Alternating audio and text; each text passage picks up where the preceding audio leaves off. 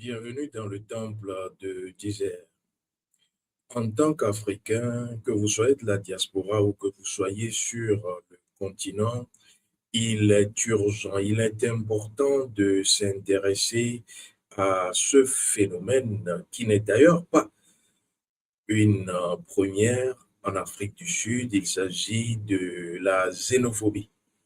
Et nous allons interpeller les consciences, surtout celles africaines, sur le sujet en essayant de comprendre le message occulte, le message caché derrière ce phénomène, cette pathologie qu'est la xénophobie en Afrique du Sud. Vous devrez savoir que les véritables causes sont profondes et surtout spirituelles. Est-ce que vous remarquez l'ampleur de ce qui se produit? Vous devrez savoir que lorsqu'on parle de l'Afrique du Sud, ce pays fortement coloré, on ne pourra pas comprendre ce phénomène sans interroger, interpeller la conscience collective sur ce qui est du ressort du kémitisme qui enseigne la maths, les valeurs, et le vaudou, qui est la science de l'énergie, la science du souffle. Et c'est ce vaudou qui enseigne que les morts ne sont pas morts. Et d'ailleurs, ce qui se produit en Afrique du Sud est bel et bien en lien avec le kémitisme et le vaudou. Quand un peuple perd sa mémoire, perd ses repères, on ne peut qu'assister qu'à ses déboires. Tous les experts aujourd'hui vous parlent de chômage, vous parlent d'économie, vous parlent d'indicateurs politiques pour dire ou expliquer ce qu'il se passe, mais permettez-moi de vous le dire, eux tous passent à côté. Eux tous passent à côté simplement parce que l'essentiel est ailleurs. Et l'essentiel dit et dicte que tout ce qui se passe là-bas en Afrique du Sud provient et vient avant tout du monde spirituel. Il s'agit d'une dette, une dette spirituelle et non d'un conflit social. Vous devrez le savoir et retenir que le monde-ci que nous vivons n'est en réalité qu'une mise en scène de forces qui nous dépassent. Et c'est d'ailleurs ce pourquoi, lorsque vous n'apaisez pas les morts, vous ne pourrez jamais sauver les humains. Enseigne le kémitisme et le vaudou. Car les deux vivent ensemble, les deux sont mêlés et entremêlés comme les cheveux dans un peigne. Et c'est d'ailleurs ce pourquoi le vaudou enseigne que les morts ne sont pas morts. Et donc, on ne peut pas gouverner un pays, on ne peut pas gouverner sa vie sans prendre en considération et en compte la dimension des morts, des défunts. Je vais vous dire qu'en Afrique du Sud, ce qu'il se passe est en lien non seulement avec les morts, mais est en lien avec une négligence, quelque chose qu'on a oublié. Et je ne m'adresse pas qu'aux Sud-Africains, je m'adresse au peuple noir. En Afrique du Sud, il y a des morts politiques. Il y a des âmes qui errent. Il y a non seulement des âmes errantes, mais des étrangers sur cette terre qui n'ont jamais eu droit au repos. Que ce soit des étrangers qui sont en vie ou des étrangers qui sont morts sur la terre africaine et sud-africaine. Ils n'ont pas eu droit au repos. Et donc, c'est un leurre, une chimère que de penser que lorsqu'on écrit RIP, Rest in Peace, ou repose en paix, sur l'épitaphe d'une tombe, que cela garantisse sa paix. Que non, que nenni. Vous devrez commencer donc à savoir que tant que ces esprits, tant que ces âmes ne seront pas apaisées, la terre sud-africaine restera toujours en ébullition. Et actuellement, la terre sud-africaine, la terre est chaude, la terre brûle, la terre est invivable. Et c'est d'ailleurs ce pourquoi aujourd'hui, dans le temple du désert, je vais vous révéler le code caché, énergétique derrière cette violence qui prend des proportions inhumaines. Je vais vous expliquer pourquoi le simple fait de vouloir sauver le vivant ne peut pas passer, ne peut pas être possible sans avoir pratiqué le rituel de l'étranger et le rituel Hotep. C'est de ça qu'il s'agit sur cette terre. Et au-delà, cela interpelle la conscience noire africaine. Vous devrez savoir que lorsque vous ne pratiquez pas le rituel de l'étranger, vous serez étranger même sur votre propre terre. Vous devrez savoir que lorsque vous ne pratiquez pas le rituel Hotep, les âmes défuntes étant insatisfaites, vous les vivants, vous serez en conflit. C'est une vérité. Et cette vérité, lorsque vous l'intégrez, va radicalement changer votre regard sur ce qu'il se joue en Afrique du Sud. Parce que lorsque vous comprenez les forces spirituelles en jeu, vous savez que ce qui est mis à mal sur la terre sud-africaine, c'est le vivre ensemble des vivants et des morts. Et aussi la mise en péril de Ubuntu, la fraternité et solidarité africaine, qui dit et qui dicte ceci: je suis parce que nous sommes. Et donc, en Afrique du Sud, il y a un miroir inversé. Il y a un reflet qui ne passe pas dans la glace. Et cela interroge également notre raison et notre place sur cette terre. Vous devrez donc comprendre qu'au-delà de ce qu'il se joue, la paix commence dans le monde invisible. Et tant que vous n'allez pas rechercher cette paix dans le monde invisible et que vous allez toujours attendre ce que je vais appeler le règlement par les urnes, la crise ne se réglant pas dans les urnes,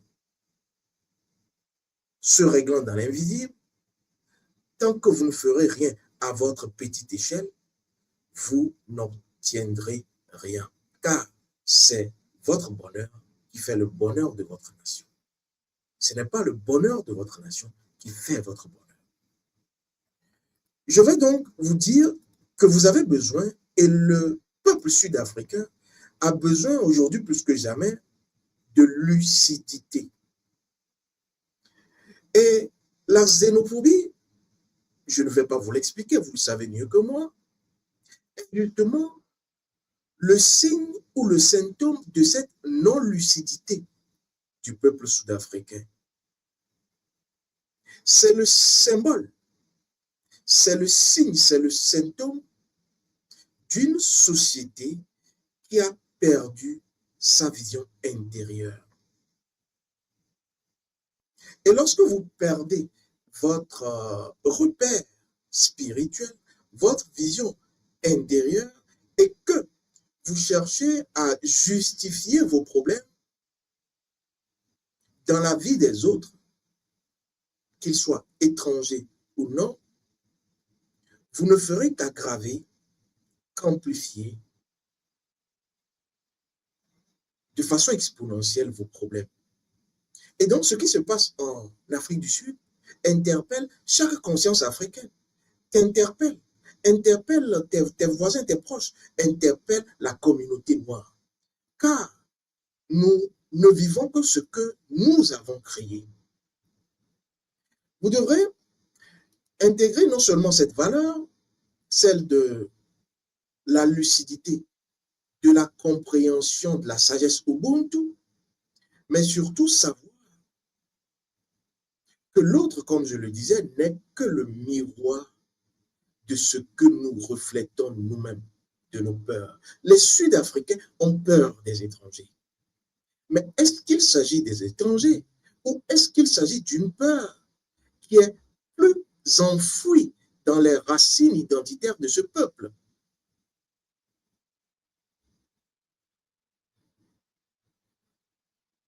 Le kémitisme et le vaudou enseignent ceci. Et c'est pour cela que ce sujet nous interpelle. Le kémitisme qui enseigne la maths, la rigueur, la droiture, la justice, la vérité, et le vaudou qui enseigne la science du souffle et du fait que la mémoire est impérissable, dit ceci, dit ceci. Regarde-toi avant de rejeter l'autre. Parce que lorsque tu pointes du doigt l'autre, tu as plusieurs autres doigts qui te pointent. Et donc, regarde-toi avant de rejeter l'autre. Et si cette compréhension africano-africaine a été ou avait été appliquée à travers l'éducation de base actuelle en Afrique du Sud, les schémas communicationnels de réseaux sociaux de masse aujourd'hui, de façon haineuse, ne feront pas ou n'entraîneront pas l'amplification de cette crise. C'est d'ailleurs ce pourquoi vous devrez comprendre que la Terre n'appartient pas à l'esprit. La Terre n'appartient pas à l'esprit humain, mais appartient avant tout à l'esprit universel. Vous devrez le savoir. Cette peur-là, viscérale, que le peuple sud-africain a aujourd'hui de l'étranger, est quelque part à questionner. On questionne cela simplement parce que, comme je l'ai dit, vous avez un peuple qui rejette ses frères,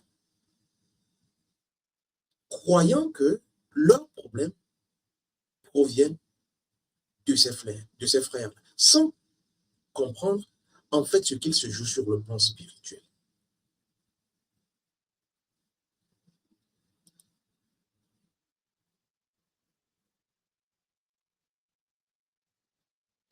Et c'est à ce niveau que vous devrez intégrer quelque chose de très important, que j'appelle une leçon d'humilité. Parce que il y a également à ce niveau le fait que l'humilité n'existe plus. Et cette humilité est justement ce qui permettra de retisser, voilà, la fibre confraternelle du peuple sud-africain. Parce que quoi qu'on dise, l'Afrique du Sud a une histoire qui retrace un métissage culturel, cultuel et identitaire. Cela fait partie de ses racines profondes. Et donc, on ne peut pas avoir un peuple sud-africain sans étrangers. Et c'est d'ailleurs pourquoi, lorsque vous ne comprenez pas le concept d'étranger, Vous pouvez vous-même être étranger sur votre propre terre.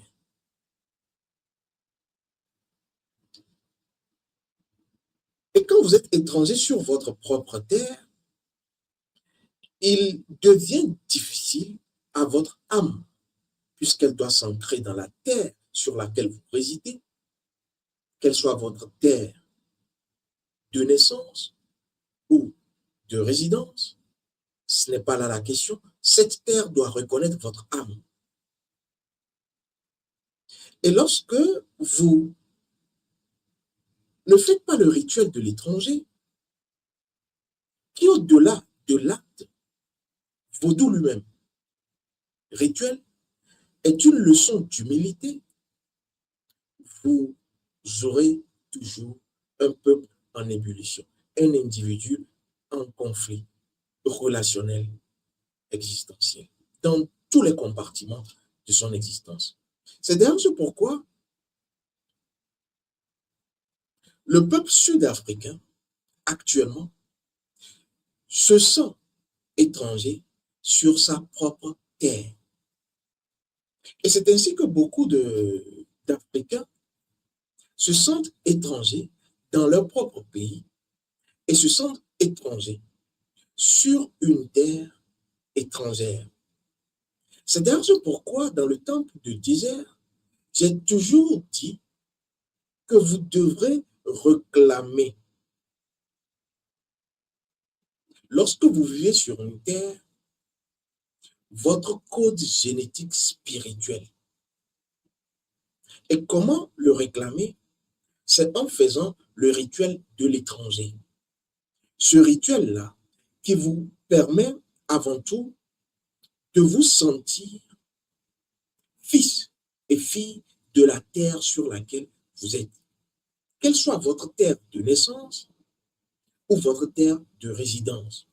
Car cela participe de l'ancrage spirituel qui va permettre à ce que votre âme, votre énergie spirituelle soit reconnue et confirmée d'abord par les forces invisibles de cette terre.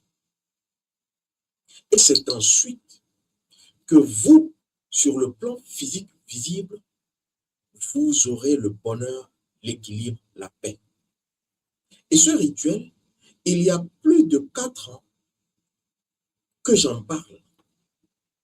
Certaines consciences l'ont exécuté. Des personnes que je n'ai jamais rencontrées, mais qui ont pris des cours en ligne sur l'identité, leur identité spirituelle, dont ce cours-là, le rituel de l'étranger, puisque c'est des personnes qui s'estiment étrangères sur une terre européenne, mais étant africains. Donc, ayant des problèmes, ces personnes m'ont approché et ont fait ce rituel. Ce rituel est valable également pour les afro-descendants. Étant aujourd'hui un peuple opprimé sur leur terre, car ce sont les Noirs qui ont bâti l'Europe. Ce sont les Noirs qui ont bâti Haïti. Ce sont les Noirs qui ont bâti les États-Unis. Et d'ailleurs, regardez aujourd'hui, c'est flagrant. Les compositions sportives, notamment le football, regardez un peu les équipes de football lorsqu'il s'agit du championnat ou de Coupe du Monde. En majorité, des Noirs. Et si vous n'avez pas en majorité des Noirs dans une équipe nationale occidentale, vous aurez un Noir qui sera majoritaire en termes de performance dans cette équipe. Cela dit tout.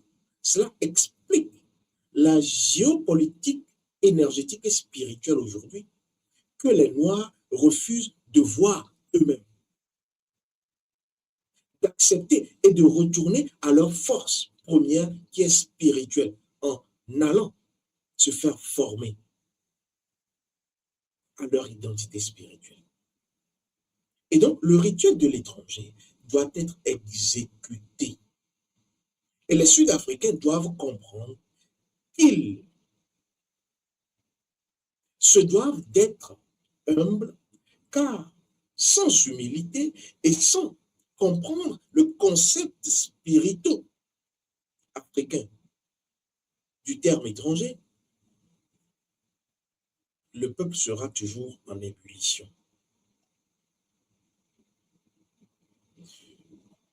Vous devrez donc comprendre que la terre n'appartient à aucun humain. Et tous les peuples, toutes les nations qui ne le comprendront pas, auront toujours des peuples qui se retourneront entre eux, contre eux, et qui ensemble vont, après s'être rentrés dedans, se retourner contre leur gouvernement. Car la terre n'appartient à aucun humain. La terre n'a mis de frontières entre aucun humain. Et cela me fait sourire, rire parfois lorsque des Africains cherchent des visas qu'on leur refuse et passent par des moyens obtus pour rejoindre l'Occident. Et quand vous voyez les problèmes dans ces pays occidentaux, des conflits sociétaux, des problèmes politiques, des problèmes qui touchent à l'enfance, qui touchent à des drames humains, vous devrez savoir que le problème avant tout touche à la terre. Ce sont les mêmes personnes de ces pays occidentaux qui ont mis des barrières entre eux et certains peuples, j'ai nommé africains. La nationalité actuellement n'est plus une question de papier. La nationalité est d'abord identitaire, culturelle et culturelle. Comment voulez-vous imposer des frontières, refuser des visas à des personnes qui font partie de la terre et qui d'ailleurs vous ont aidé?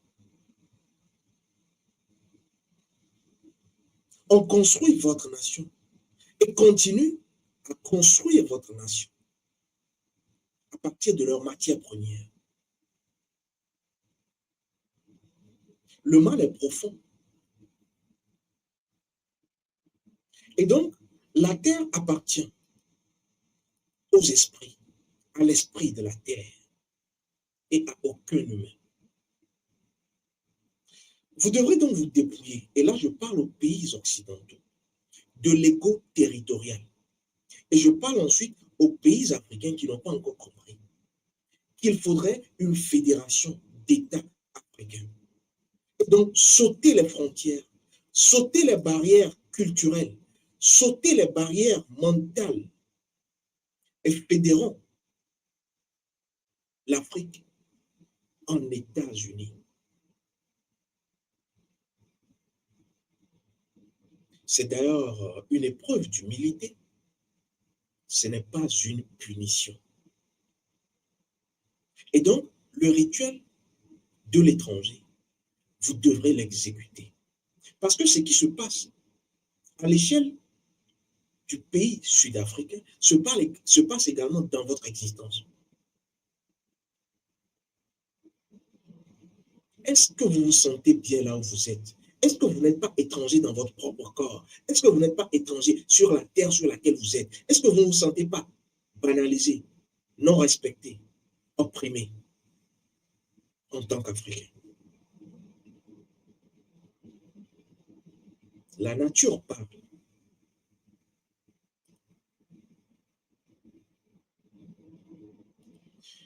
Le deuxième cliché très important, c'est la réconciliation. Car pour nous, moi, le vaudou enseigne, la sagesse Ubuntu enseigne que les morts ne sont pas morts et que notre survie, notre vie et notre paix dépendent d'eux, car nous sommes ensemble cohabitants de la terre. Et c'est d'ailleurs ce pourquoi j'avais enseigné et je continue d'enseigner le rite Hotep. Car sur la terre sud-africaine actuellement, les morts ne sont pas en paix. Les morts crient vengeance. Les morts, qui sont des étrangers absolus, qui ne sont pas reconnus, sont en train de hanter, de créer une hantise au sein de cette nation qui a peur d'elle-même. Et c'est pour cela que le rite Hotep vient en solution pour réconcilier les vivants et les morts. Hotep veut dire paix et satisfaction. Vous devrez refroidir le sang des humains à partir de la satisfaction des morts, aussi bien dans la nation sud-africaine que dans votre vie, dans votre existence actuelle. Et le rituel Hotep est un rituel que chaque Africain doit exécuter, que chaque individu africain, se reconnaissant de la terre-mère, doit exécuter. Car ce rituel vaudou dit que, à travers la rigueur de la maths, du kémitisme, nous sommes un avec les morts. Et donc, les oublier, leur accorder des honneurs qui n'ont rien à voir avec leur tradition, créera encore plus de dommages. Ils réclament ces morts reconnaissance. Et donc, si ce n'est pas fait, vengeance. Le sang des Africains est en ébullition. Pas que le sang du peuple sud-africain, le sang des Africains opprimés, non respectés, dévalués, actuellement est en ébullition, est chaud. Et la solution deuxième, c'est la réconciliation des âmes, celles errantes et celles incarnées comme vous et moi. Hotep, le rite Hotep. Et c'est un deuxième rituel qui fait partie des rituels initiatiques à notre école que vous devrez apprendre, que beaucoup de mes initiés ont appris et qui devient routine parce que vous devrez l'exécuter au moins une fois le mois. Après la pleine lune, vous l'exécutez. Car la pleine lune, la lune, est un astre majeur de Ubuntu. Vous devrez savoir ce qu'il se joue derrière la réconciliation des âmes des vivants et des âmes désincarnées. C'est la guérison. Lorsque vous faites le rite Hotep, vous apaisez les morts, les ancêtres sont également apaisés. Car tout ce qui se passe sur la terre vient d'en bas. Les défunts sont 6 pieds sous terre. Les ancêtres, dans leur dimension, sont encore plus bas. Et tout vient du bas lorsque les défunts ne sont pas honorés, sont oubliés. Vos défunts dans vos familles sont oubliés. Vos proches dans vos familles sont oubliés. Cela crée des cataclysmes. Cela crée des séismes, des tremblements de terre énergétiques. Vous ne les voyez pas, mais qui créent les drames que vous vivez, les problèmes, les blocages que vous traversez. Apaisez donc les ancêtres. Sans cet apaisement, le cycle de violence est inévitable, que ce soit dans la nation sud-africaine ou dans vos vies. Tant que vous n'apaisez pas les ancêtres, il y aura de la violence, des choses que vous ne comprenez pas, des choses effroyables, car tout se passe sous vos pieds. Voilà ce que je voulais partager avec vous. Le temple du désert est toujours ouvert, vous le savez, je suis au couvent et j'accueille les nouvelles consciences qui veulent bien faire le pas. Donc, abonnez-vous pour avoir plus de sagesse ancestrale, car la guérison commence par le discernement et le respect des mémoires sacrées. C'est ce qui crée la libération. Vous devrez le savoir. Alors, quelle est votre vision de l'unité africaine? J'aimerais sortir par là. Et quand je parle de l'unité africaine, ne pensez pas qu'à la politique, parce que beaucoup de personnes ont tout résumé à la politique. Lorsqu'on parle de l'Afrique, de l'unité africaine, on dit, ah, il fait de la politique. Non. Vous devrez comprendre d'abord que la politique est spirituelle. Et donc, lorsque je parle de la vision de l'unité africaine que vous avez, je parle avant et surtout de la vision de l'unité spirituelle africaine. La fédération des forces subtiles spirituelles africaines. Fédération de l'égrégore spirituel africain. Quelle est votre vision de l'unité africaine? Écrivez-moi cela en commentaire. Vous avez mes contacts également pour ceux qui veulent me contacter. Très bientôt dans le temple de désert. Que la main et le souffle guident chacun de vos pas. Très vite.